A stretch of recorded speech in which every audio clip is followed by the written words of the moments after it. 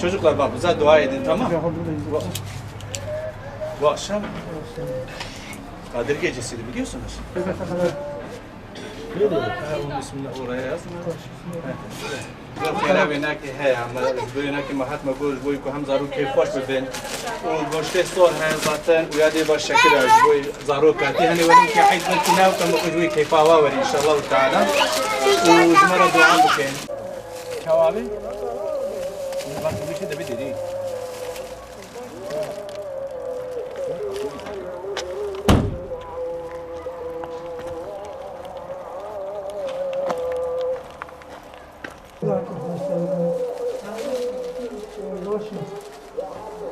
بخوام چمن مباشن ام جمود کروانی هاتنا مگوش دیوارا عید شيء حمد بقدر جي وحمد دیوارا عید جي کوئی زارو کا مامان تاج ورا کرم کو مشکر انیا جي گوشت وای خدای راضی به هم جي گوشت خدای جو راضی به ان شاء الله وجمره به شباب مبارك مره دعاء بكم ان شاء الله تعالى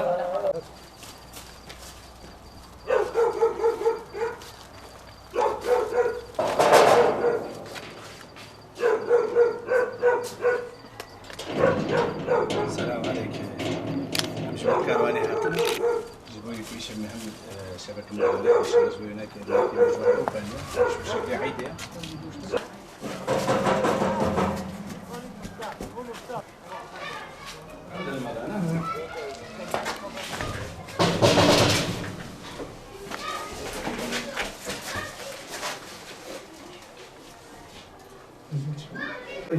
Selamünaleyküm gençler, nasılsınız?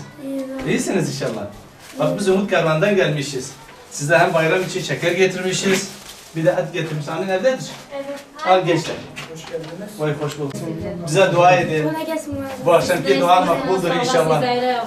Allah razı olsun inşallah Teala. Hadi Allah'a emanet olun inşallah. Allah razı olsun inşallah Teala.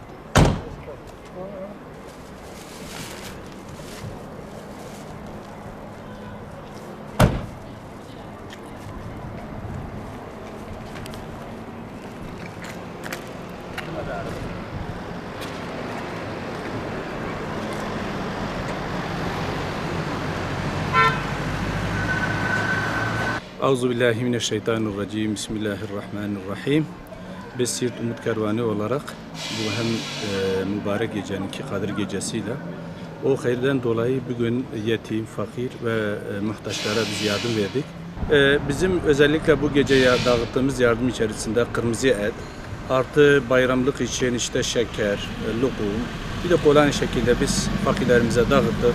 Hani bu bayramda belki millet çıkmasa bile hani evde bir sevinç olsun, o yetimler de hani az da olsa bir sevinsin diye biz böyle bir kampanya başlattık. Elhamdülillah güzel bir karşılığı da buldu ve bu gece elhamdülillah biz dağıttık.